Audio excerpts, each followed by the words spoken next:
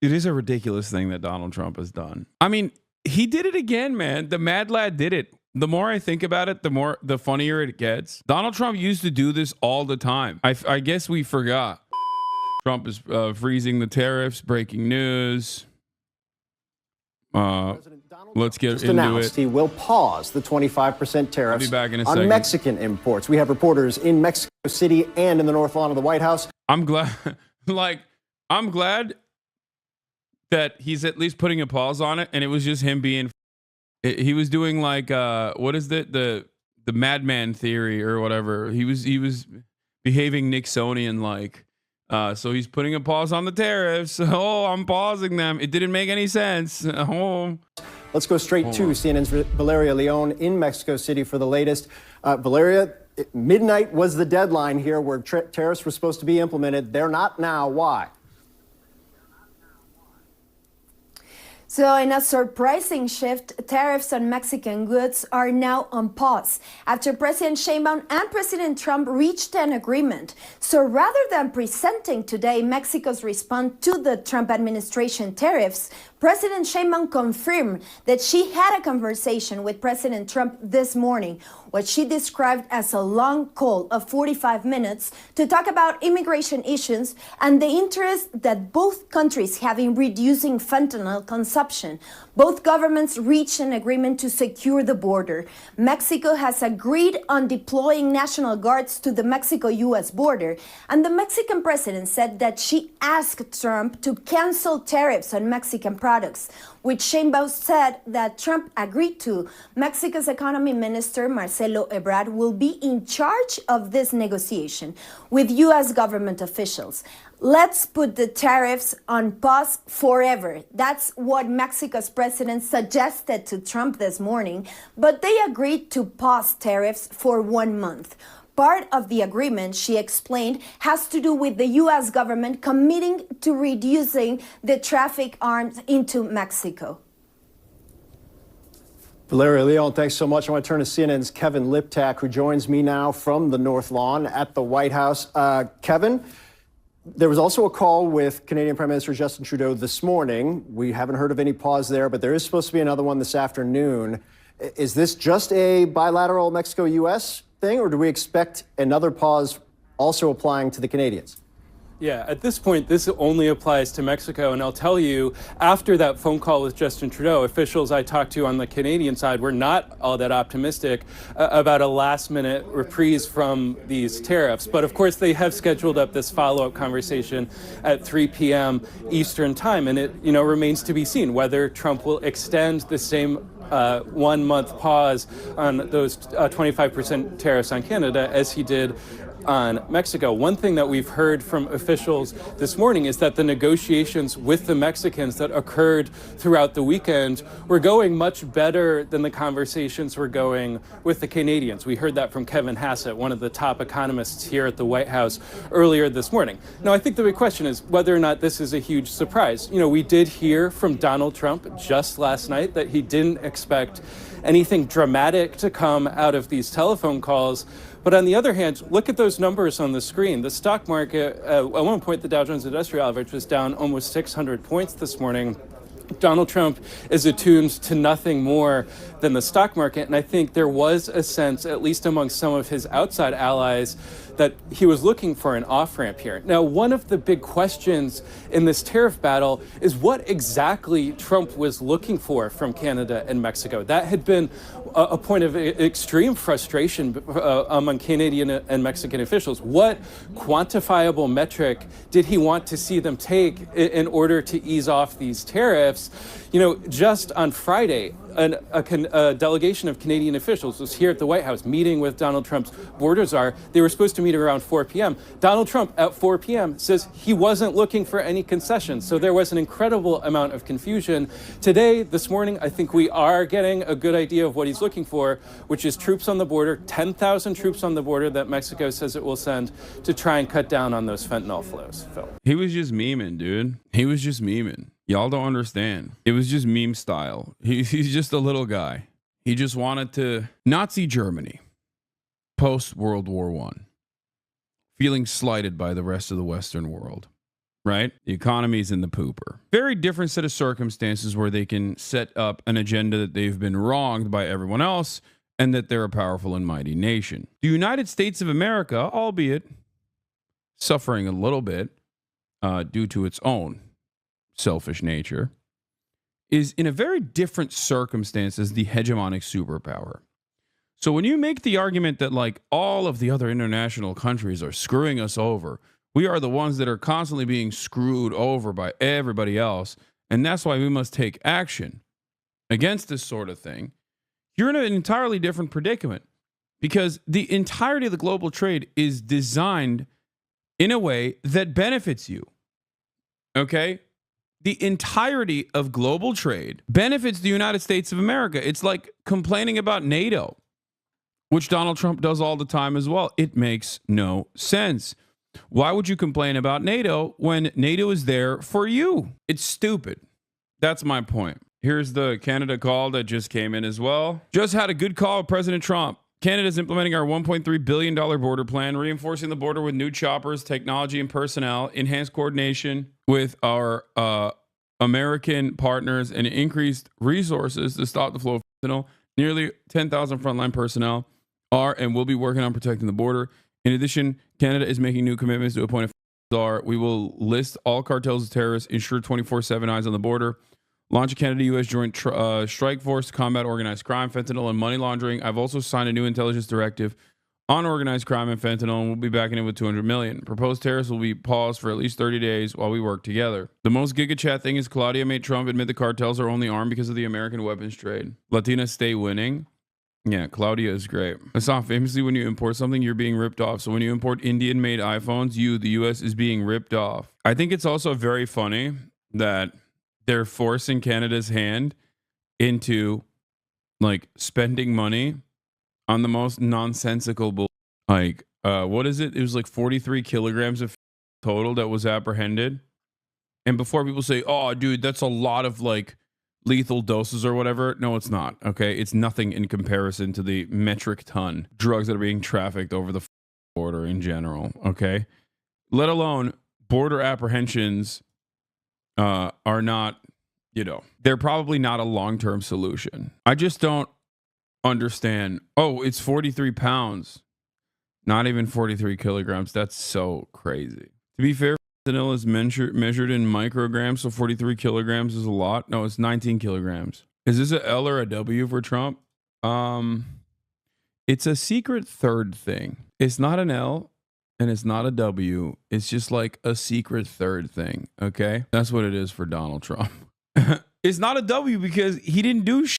He did the classic like create a problem and then simultaneously fix the problem. No problem existed in the beginning. He phrased troops on the border differently than Mexico and are and will be working on protecting the border. Also, with the $1.3 billion on border measures was already decided before. Yeah. Goods that are coming out of the U.S. and into Canada. We'll see. There's another call, as you mentioned, scheduled with Trudeau later this afternoon. Will there be a turnaround like there was with Mexico, Phil? We'll have to wait and see. All right, Vanessa Yurkevich, thanks so much. Joining me now for more on this, former Michigan Congressman and Governor James Blanchard also served as the U.S. ambassador to Canada. Sir, the biggest question right now is this the start of a complete turnaround, or is Donald Trump planning to split this on some level, and Canada is still going to have to face the tariffs? Do you have any insight right now? No, I think there are people hoping there'll be some sort of deal soon and work things out. It's harder with Canada because the basis for attacking them it's ridiculous. Trump is accusing them of being a national security threat. That's absurd. We share all intelligence. We've been allies with Canada since World War I. There's minuscule amounts of fentanyl coming in from Canada, and there are more migrants going north to Canada than south from Canada to the U.S. So the basis of all this is absurd. Hopefully it'll get worked out. But if we don't, the prices in Michigan and elsewhere, cost of living on food, cars, automobiles, will go up. It's inflationary. And look, everybody who knows anything about Canada and trade knows what I'm saying is true. Beyond that, though, if we get a deal or a reprieve or something, The long-term damage to our relations with Canada has really, really been severe. This is not the feelings of Canadians, our best friend, our best partner, our best allies, have been really devastated. They're not only hurt, they're at this point angry. It's going to take a lot of time, many months, maybe years, to repair the damage. Stupid question from a German chatter, me. How serious is fentanyl in the U.S.? Is it actually a scourge on the people? And or is the means proposed to solve it inadequate? The answer to is both. Yes. The answer to both is yes. Yes. It is a massive, massive problem. Okay. Opioid overdoses are huge in our country. It is a genuinely devastating force upon the population. And maybe unsurprisingly, the second part of the question, the answer is still yes. Our solutions are inadequate. In the past couple of decades, since fentanyl became like an issue of ginormous importance, the only time fentanyl overdoses opiate overdoses have actually lowered year over year was under the Biden administration, which is ironic because they did it with harm reduction measures. The Republicans constantly complained about it. And also the Biden administration never actually hailed that as a heroic effort. You might have known about the Biden administration harm reduction efforts and their success because you watch me. I've talked about it. The media rarely covered it. The Biden administration did not even choose to do any sort of promotion of of these programs, or rather, they did do promotions of these programs, but they never really promoted how successful that was. And it is truly, truly shocking. The people that are most responsible for this, they have names, they have addresses. We know who they are. That's the other side of the story as well. It's the Sacklers, right? Purdue Pharmaceutical is owned by an incredibly wealthy family, and a family of incredibly wealthy people who personally were invested in the trafficking of opiates and the marketing of opiates. They set up think tanks, harm reduction facilities, pain management facilities, and greatly overprescribed OxyContin, told doctors to do so. This is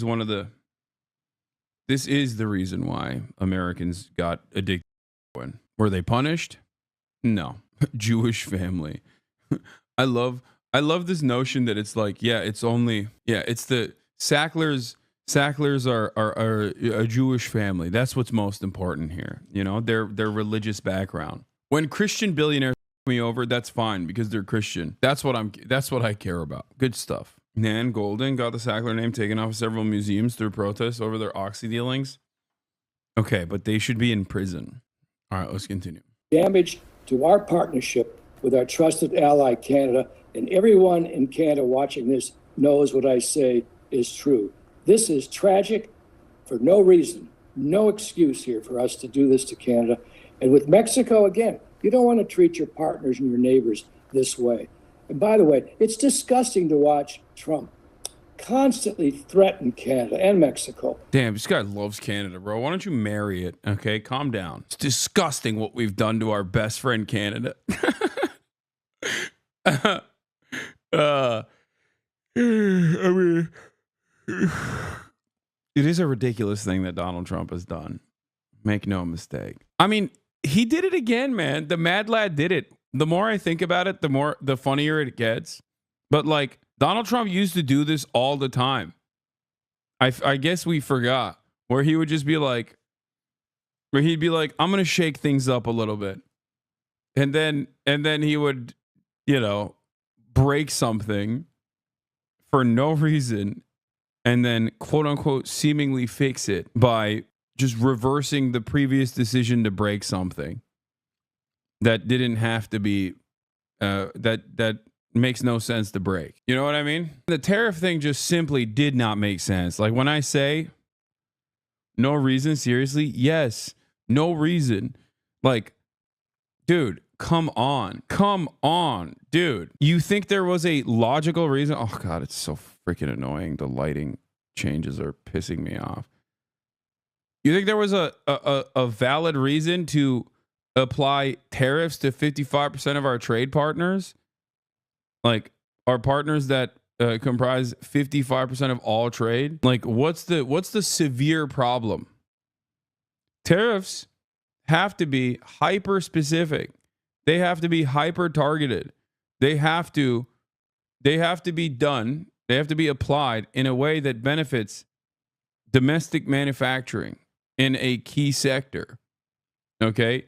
You can't just be like, "Oh, I'm doing like complete trade tariffs, like all tariffs." It doesn't make sense. If you do that for anything but an economic reason, it has to be ginormous. You mean like Canada did? Yeah, no, that's a great example. Canada's counter tariffs are perfectly reasonable because it was a counter tariff.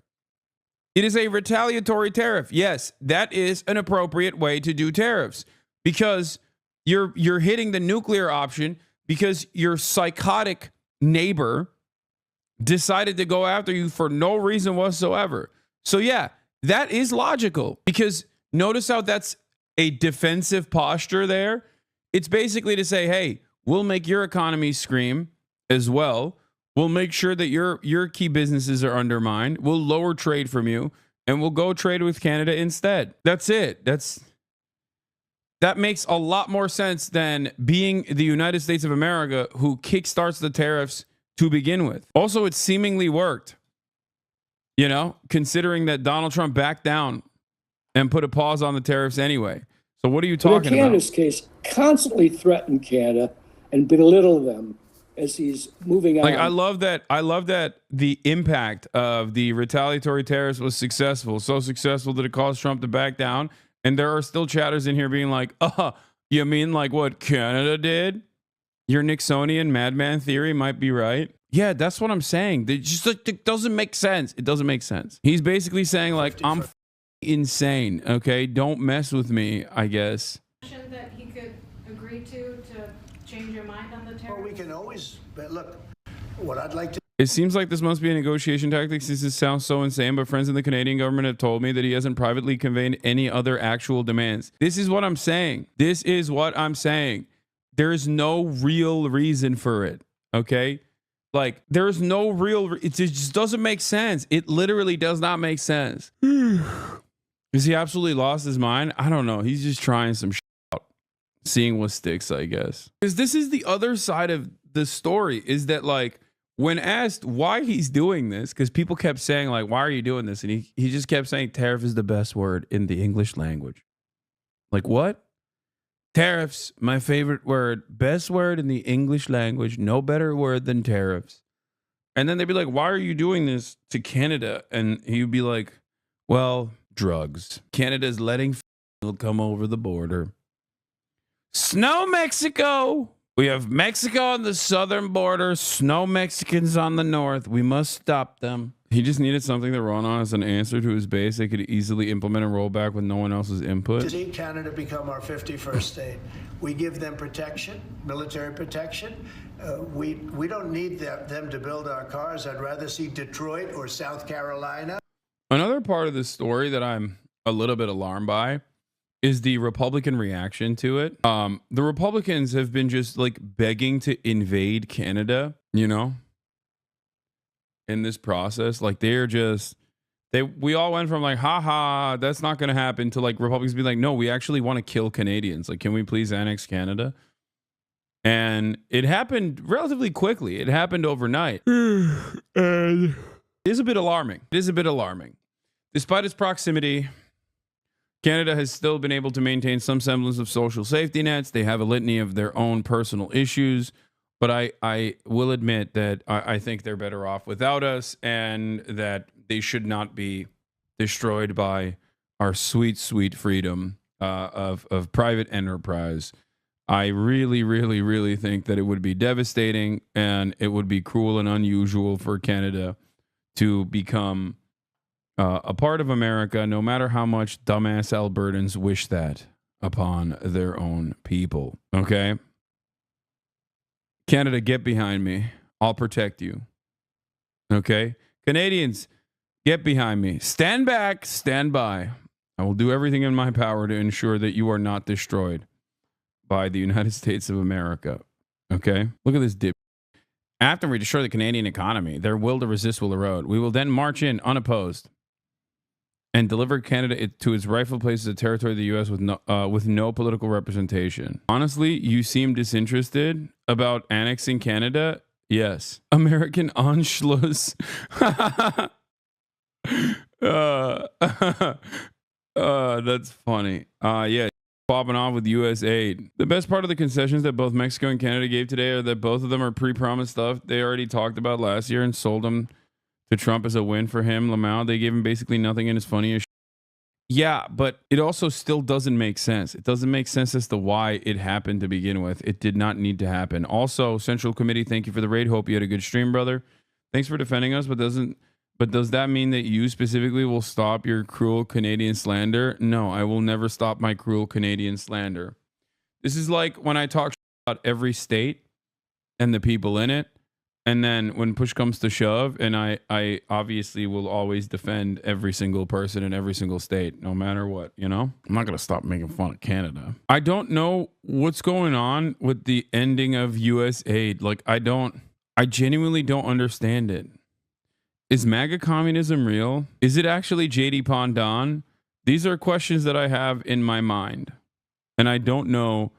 That is like one aspect of the story that is hard to also decipher. I guess most aspects of the story are hard to decipher, but this is yet another aspect of the story that's hard to decipher. Not dissimilar to the Luca trade. Okay? Or any one of our Tennessee, any one of our states build the cars, they could do it very easily. We don't need them for the cars. We don't need them for lumber. We don't need them for anything. We don't need them for energy. We have more energy than they do. We don't need them for energy. So I say, why are we doing this? Why are we willing to lose between $100 billion and $200 billion a year? We don't need them. As a state, it's different. As a state, it's much different. And there are no tariffs. So I'd love to see that, but some people say that would be a long shot.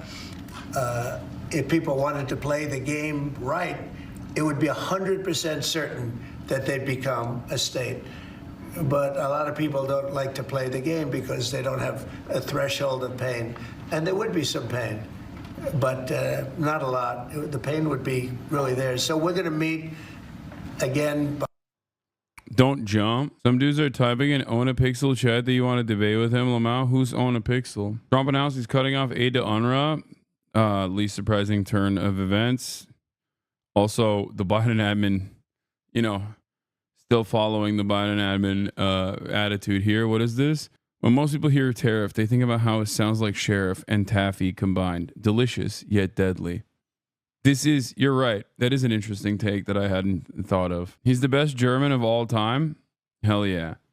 What are we going to debate on? CS Gamba addict? I think if America forcibly annexed Canada and tried to turn it into a state, you'd see some... The Quebecois would teach you the meaning of real terrorism. Okay? Like... The Quebecers already are angry being a part of Canada in general. I can't think of anything worse. Like, dude, imagine you're a Quebecer and now you have to be a part of America. Oh my Lord. They would make the IRA look like a tickle party, I think. And of course, as is the case with most emancipatory movements, I probably would find myself aligning with them in spite of my disagreements on many of their internal affairs. And then maybe people would write articles about how much of a radical terrorism lover I am because I'm not simply on board with forcibly annexing Quebec. UK won't get tariffs as we don't produce shit. Most goated U.S. vassal state. Now what, Israel? Trump says ceasefire might not hold.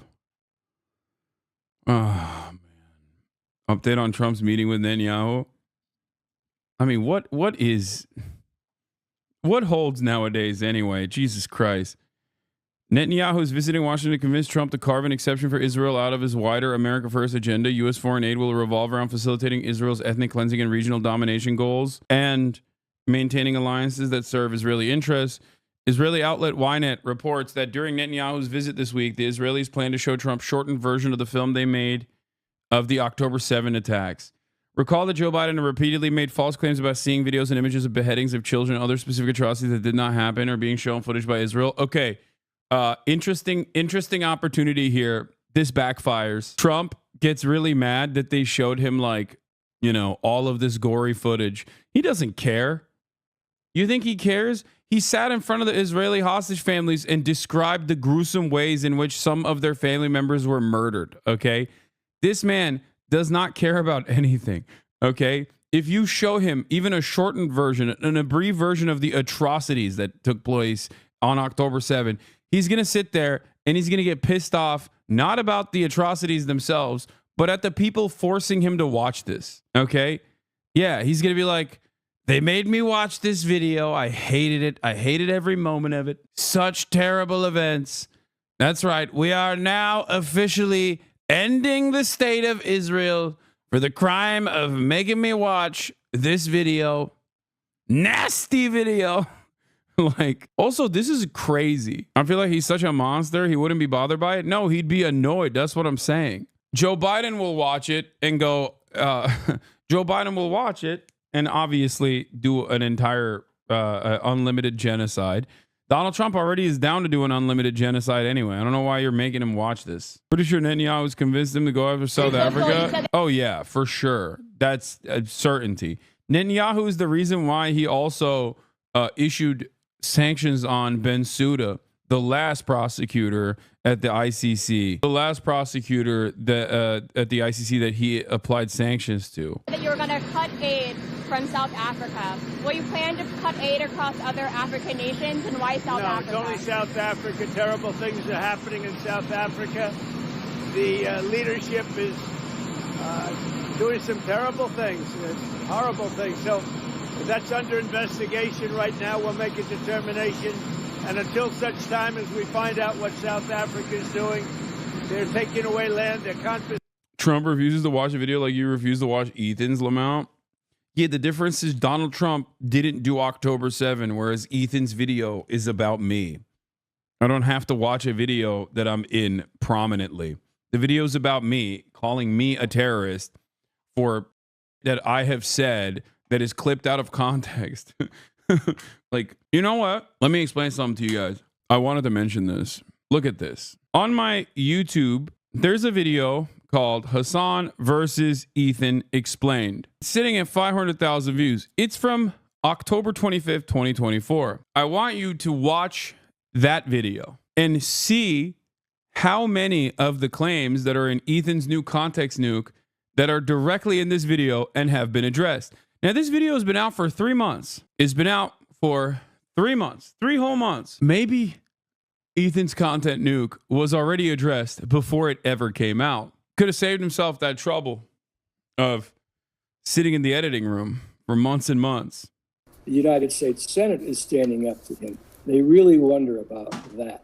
Sure, there could be a short-term solution, a few more border guards, something like that, which Canada can easily do and would do. I mean, look, we share the patrol of the Great Lakes. We have Americans, Coast Guard, and Canadian in the same boats, all right? And I'm sensitive to that, being from Michigan. So cooperation has been the hallmark, not conflict. They can work something out, but I'm telling you, this has gone too far.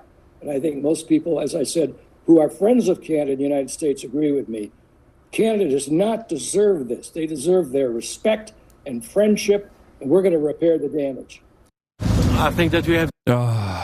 New polling on the Trump tariffs. Paraphrasing Howard Stern's mother, something horrible has happened. That's how most Americans feel about Trump tariffs. They don't like them. Wait, what? Why? Dude, why are... Look at this. Dude, every time I see Harry Enton on television doing focus testing or showcasing polls, and virtually everyone says like, oh, dude, what the tariffs? Everybody started Googling tariffs. I am reminded of the thing that I tell you all the time, okay? Americans are very stupid. Americans are very stupid. Americans don't understand the impact of government action until that government action is staring down that government action is about to impact their lives, or that government action has impacted their lives. Okay? This is precisely the reason why I laugh whenever people go, well, you don't understand, like 56% of Americans want to kill every Mexican. It's like, yeah, okay, dude, sure. All right. Wait till it starts happening, and then you'll go, oh, everyone is Googling why the American government is killing Mexicans. It's the same shit. And this is not just America. It happened with Brexit. This is just the global population, okay? Specifically, or especially in the Western world. But this is just how it is. How many times does this have to happen for you guys to go, okay, maybe polling on issues like this are not necessarily the most, not necessarily the most comprehensive way of approaching the subject matter. Not necessarily the best way of seeing how the people are going to react to something once it happens. Look at the TikTok ban, okay? Look at the fucking TikTok ban. Americans wanted the TikTok ban at the time when the legislation was happening. It's like, no, they didn't, okay? They did not. They did not. Look at the numbers. You got 170 million people using this goddamn application. What? Why would they want their treats taken away? Until something happens, most Americans are not going to reckon with the reality of it, okay? That's it. Also, it doesn't really matter because the American government does not actually operate on the basis of popular democracy anyway. It's not like the American government goes, oh, wow, this particular thing is very popular. Let's do it. They do the exact opposite more consistently. You would have an easier time understanding what the American government is going to do if you were to look at something with like broad popularity and then expect the government to do the exact opposite of that thing that is broadly popular. And that is how it works. Oh my God. Always and forever and consistently. It sucks. But here it is. Most Americans are now Googling what tariffs are. Okay? Most Americans are now Googling what tariffs are. They are terrified of Trump's tariffs. It's like, yeah, no shit. How many on the street interviews do we see of people just being like, nah, you don't understand, brother. Tariffs are going to be great. Egg prices are going to go down with the tariffs. It's like, what? How? Your expectation is the opposite of what is supposed to happen. If broad tariffs are implemented on 55%, 60% of our trade partners, all trade, it's the exact opposite. Is there a particular reason? Do you want to move all trade to India? Is that what it is?